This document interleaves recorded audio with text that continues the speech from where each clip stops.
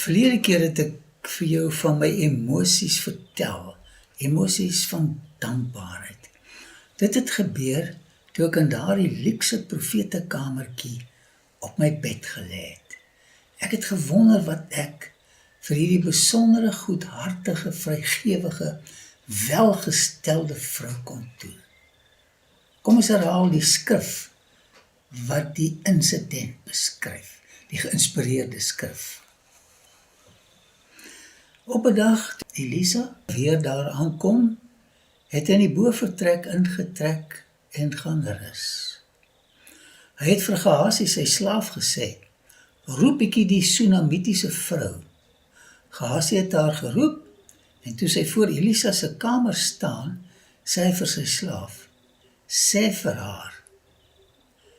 Hy vra toe, maar kan daar nie iets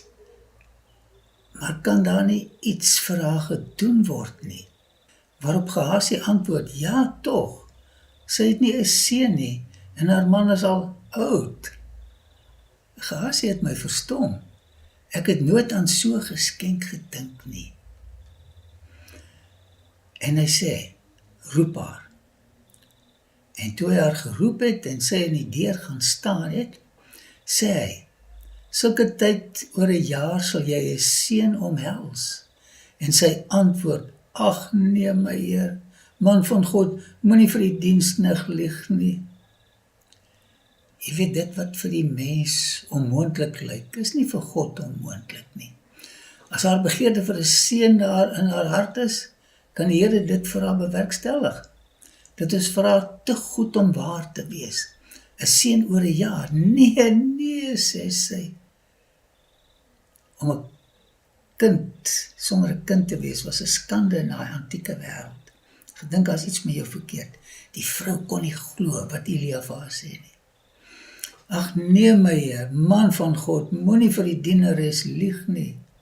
Jy moes haar lyfstaal gesien het. Verrassing en ongeloof gelyktydig.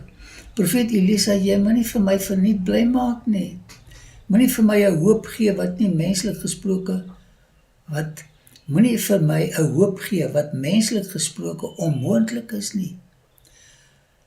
As dit nie in die verlede kon gebeur nie, profeet Elia, wie sê dit kan nou gebeur? Ons het so baie probeer. Ek het net geglimlag en vir haar na die geval van Abraham en Saram verwys. Ek en Gehasie is daar weg. Luister wat 'n jaar later gebeur het. Dis opwindend. En die vrou het swanger geword. Sy was so bly.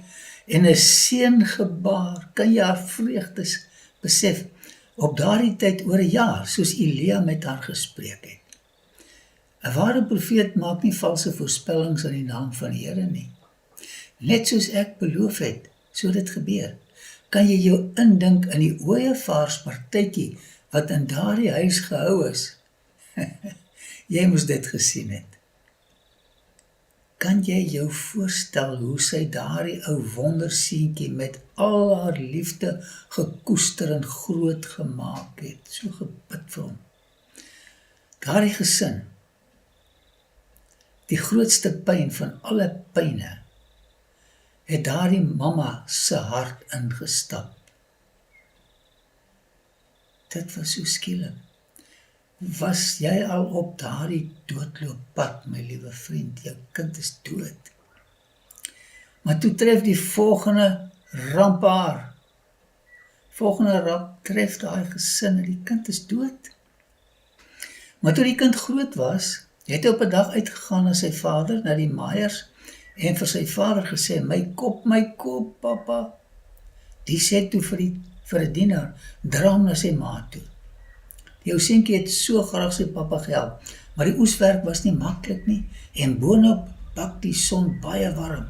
Sonstraal was die gevolg. En hy het hom gedra by sy moeder gebring, en hy het op haar knieë gesit tot die middag, en die tragiese woorde en gesterwe, jou kind op jou skoot gesterf. Kan jy jou voorstel wat pyn sy ervaar het? Sy wil van haar kop afgaan. Net 'n mamma wat 'n kind verloor het, weet van hierdie soort pyn. Dis onbeskryflik.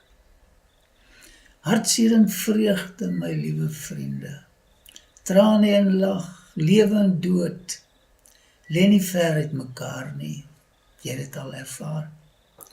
Soos wat daardie ou seentjie onbeskryflike vreugde in daardie huis gebring het hy nou hartverskeurende pyn gebring.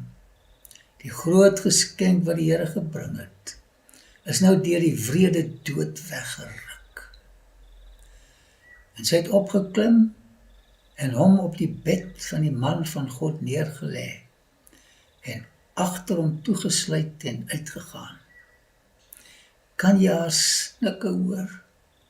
Kan jy sien hoe pyn haar gesig vertrek het?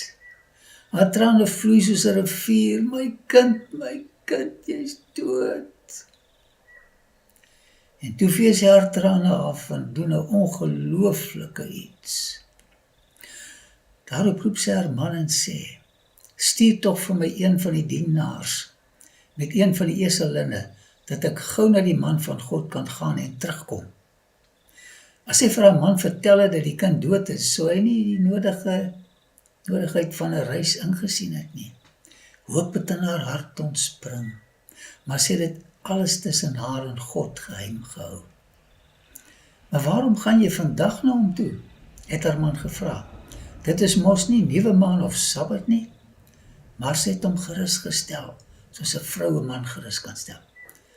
Dit was vir haar man 'n baie snaakse iets, maar sy het hom gerus gestel.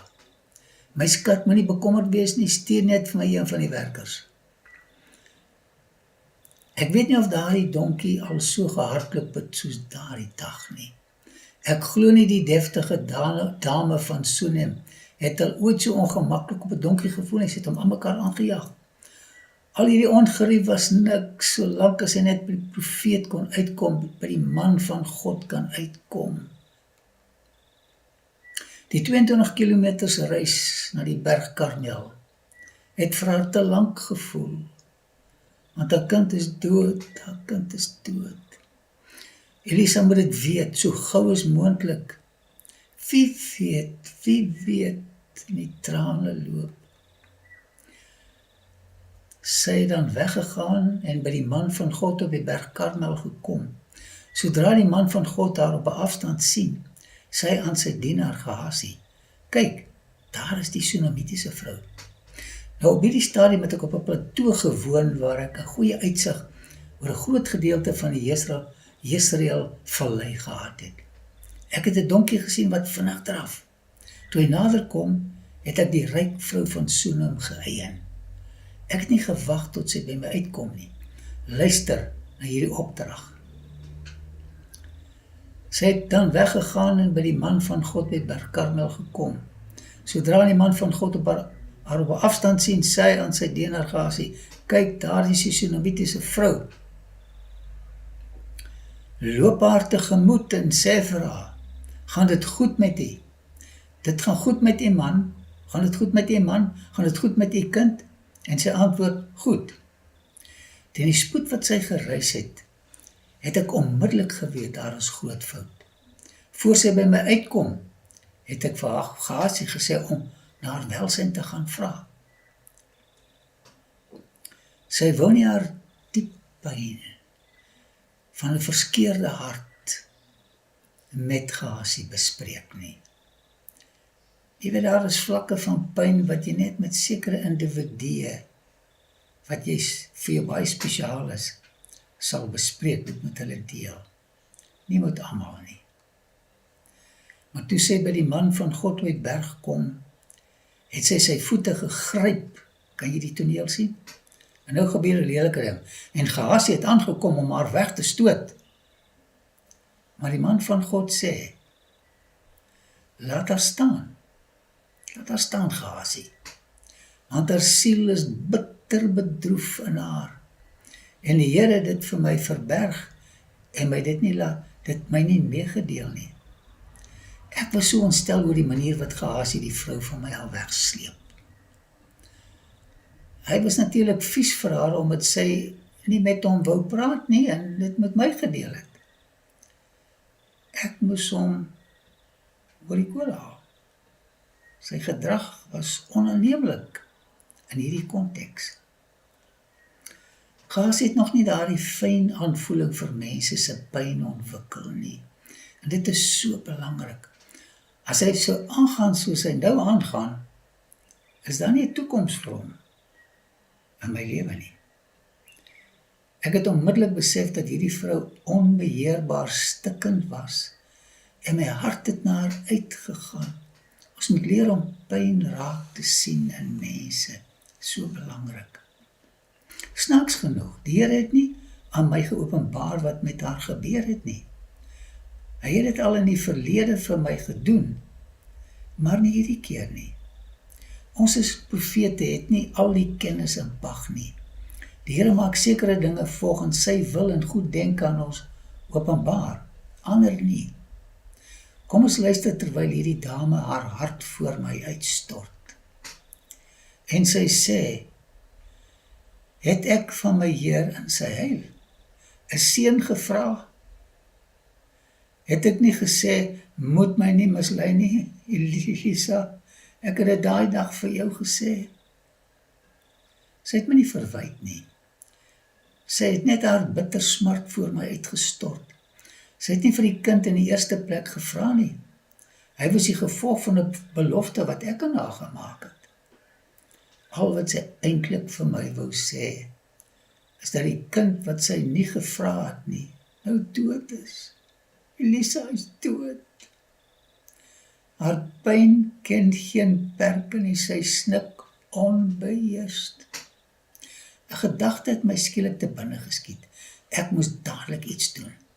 Die vrou hier voor my was emosioneel en fisies totaal uitgeput.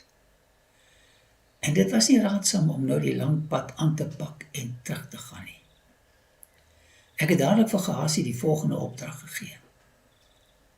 En hy sê vir Gehasie, gord jou heupe en neem my staf in jou hand en gaan heen. En as jy iemand teekom, Gehasie, asseblief, groet hom nie. En as iemand jou groet, antwoord hom nie. En lê my staf op die gesig van die seun. Nou my staf was die teken van my profeetskap. Dit was met Moses se staf waarmee hy wonderwerk in die naam van die Here verrig het. Gehasie moes nie tyd mors nie.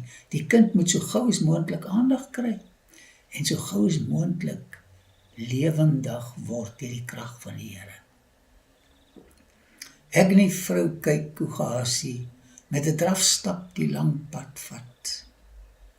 Maar die vrou van Sonem het nie vertroue in Gehasie gehad nie. Dit het die saak baie gekompliseerd gemaak. Dit sou verhoed dat die kind lewendig kon word. Dame, hy moet hardloop en daai kind gesond maak. Elisa, ek het nie vertroue in hom nie. Maar die moeder van die seun sê, so waar as die Here leef en die siel leef, ek sal hom nie verlaat nie. En hy het opgestaan en agter haar aangeloop. Die Here kon die kind deur 'n enkel woord lewendig gemaak het. Hy kon Gehasie en my staf gebruik het om die wonderwerk te verrig, maar hy het nie. En 'n wonderde mens, wat is die rede?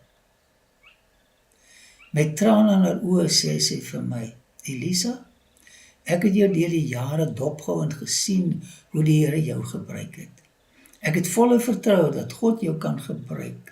Asseblief tog, om my kind terug te bring, Elisa, jy kan dit deur God se genade doen.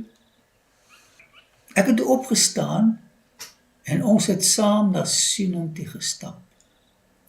Het was 'n lang end en ons kon oor baie van die goedhede van die Here gesels en oor haar pyn. Die 22 kilometers reis na die berg Karmel het vir haar te lank geword. Haar kind is dood. Dit is 'n feit van die lewe dat net sekere mense kan bereik. So eind van die huis het Gehasie met die nuus teruggekom dat hy onsuksesvol was. Elisa, ek het alles gedoen wat jy my gevra het, niks het gebeur nie. Die kind het nie lewendig geword nie, my Heer. En Gehasie het voor hulle uitgegaan en die staf op die gesig van die seun gelê, maar daar was geen stem en geen opmerksaamheid nie. Ek kan my voorstel hoe hy die kind stadig genader het en die staf toe op hom geplaas het soos ek hom gesê het. Dink net wat die mense van hom sou sê. Meester Elisa, ek het die staf met gebed op die seun geplaas, maar niks het gebeur nie.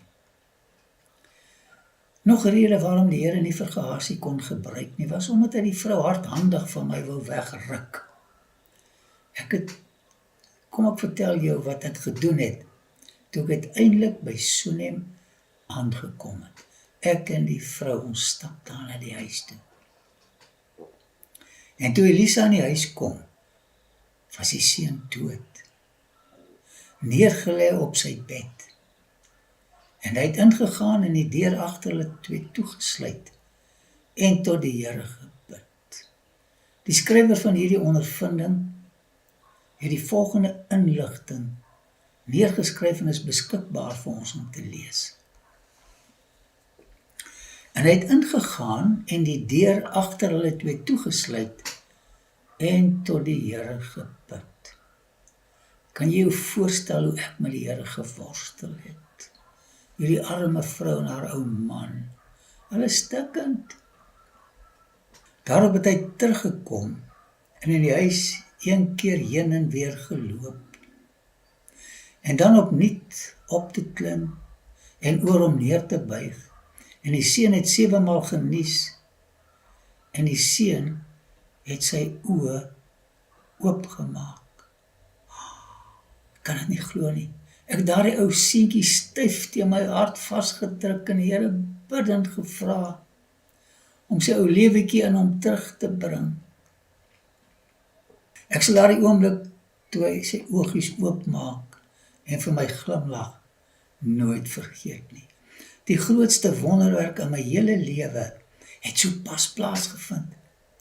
Ek dien so groothartige, wonderbaarlike, goeie, lewegewende God.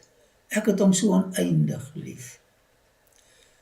Maar terwyl ek die ou seentjie op my skoot neem en met hom gesels, het ek aan 'n soortgelyke wonderwerk gedink wat in die lewe van my mentor plaasgevind het, Elia. En Elia het my die verhaal vertel. Ek lees dit gou vir jou voor ek terugkeer na die verhaal van hierdie vrou van Sunem. Nou die dinge het die seun van die vrou, die eienares van die huis, siek geword en sy siekte was baie ernstig, totdat daar geen asem meer in hom oorgebly het nie. Elia het hierdie ding haarfyn vir my vertel. Toe sê sy vir Elia, wat het ek met u te doen, man van God? U het na my gekom om my ongeregtigheid in gedagtenis te bring en my seun dood te maak. Vrou was hysteries. En hy antwoord haar, gee jou seun vir my, stadig, nie so huil nie. En hy het hom van haar skoot afgeneem en hom opgedra na die bokkamer waar hy self gewoon het en hom op sy bed neergelê. Kan jy hierdie bewegings van Elia sien? En hy het die Here aangeroep en gesê, Here my God, het u nie selfs oor die weduwee by wie ek as vreemdeling vertoef het, 'n onheil gebring deur haar seun te laat sterwe? Daarop het hy hom 3 maal uitgestrek oor die kind. En die Here aangeroep en gesê, Here my God, laat die siel, die lewe van hierdie kind tog in hom terugkeer. En die Here het vir Elia verhoor, en die siel van die kind het in hom teruggekeer, sodat hy weer lewendig geword het. Daarop neem Elia die kind en bring hom af uit die bokkamer in die huis en gee hom aan sy moeder. En Elia sê, kyk, jou seun lewe. Die liggaam van Elia kon die koue lykie van die seun verwarm het tot 'n mate, maar dit was nie wat die kind weer lewendig gemaak het nie. En die vrou sê vir Elia, nou weet ek dat u 'n man van God is en dat die woord van die Here in u mond waarheid is. Dit was die Here. Hy wat alleen lewe kan gee, wat die seentjie in die tyd van Elia lewendig gemaak het. Nou kom ons gaan terug na Sunem, waar die Here die ryk vrou se kind lewendig gemaak het. Daarop het hy teruggekom in die huis, een keer, heen en weer geloop, en dan opnuut op te klim en oor hom neer te buig. En die seun het 7 maal genies, en die seun het sy oor oopgemaak. Toe roep hy Gehasie en sê, roep hierdie Sunamitiese vrou. Nadat hy haar dan geroep het, en sy by hom gekom het, sê hy, tel jou seun op. Ek wens jy kon gesien het. Dit was 'n toneel. Moeders, het julle al 'n kind verloor? Hoe sou julle gereageer het as julle kind uit die dode opgewek sou word? Die liefde van 'n ma is so groot. Die Sunamitiese vrou se gesig het van onbeskryflike geluk en dankbaarheid gestraal. Sy het die ou seentjie gegryp en gesoen en gesoen en gesoen. Sy het hom papnat gesoen. Hoekom soen mamma my so baie en hoekom huil mamma as mamma my so baie soen?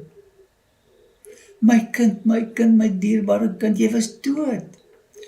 Jy het op my skoot dood gegaan toe hulle jou van pappa by die land vir my hier aangebring het, toe jou koppie so seer was.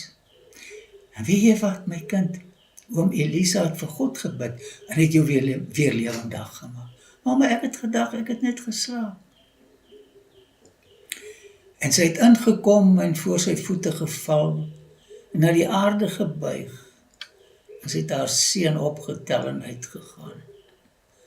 My liewe vriend, ek wil net vir jou sê, dat 'n profeet die mondstuk van die Here is. En wanneer jy die woorde van die profeet gehoorsaam, sal mooi dinge in jou lewe, wat gesterf het, weer lewendig word. As jy die woord van die profeet aanvaar en uitleef, gaan jy ongelooflike geestelike hoogtes ervaar. Ek nooi jou uit om dit te beoefen. Dink net die vreugde wat daar wag vir ouers, wat hulle kinders aan die dood afgegee het. Hoe gaan jy reageer, wanneer die Here vir jou sê, liewe ouer, die wrede vyand, die dood het jou dierbare kind van jou weggeskeur. Ek het daardie pyn saam met jou ervaar, maar ek het goeie nuus vir jou. Op Golgotha het ek die dood finaal verslaan. Hier is jou seun, hier is jou dogter. Die dood gaan nooit weer ons harte breek nie. My liewe vriend, ons gaan daardie dag voor die Here se voete val, sonder om noodwendig te praat. Ons trane gaan welsprekend oor ons onuitspreeklike dankbaarheid praat. Liefdevolle Vader, dankie dat U die lewegewer is, dat U binnekort ons geliefdes gaan opwek. Wat 'n reunie, ongelooflike reunie gaan dit nie wees nie. Hou ons aan U getrou in Jesus naam. Amen. Baie dankie dat jy na die aanbieding gekyk het, ons waardeer dit. Klik hier om in te teken op ons kanaal. Dan kan jy op die klokkie klik en kennisgewing kry van toekomstige gebeurtenisse. En klik hier om na die volgende aanbieding te kyk. Ek wil julle baie graag weer sien. Totsiens.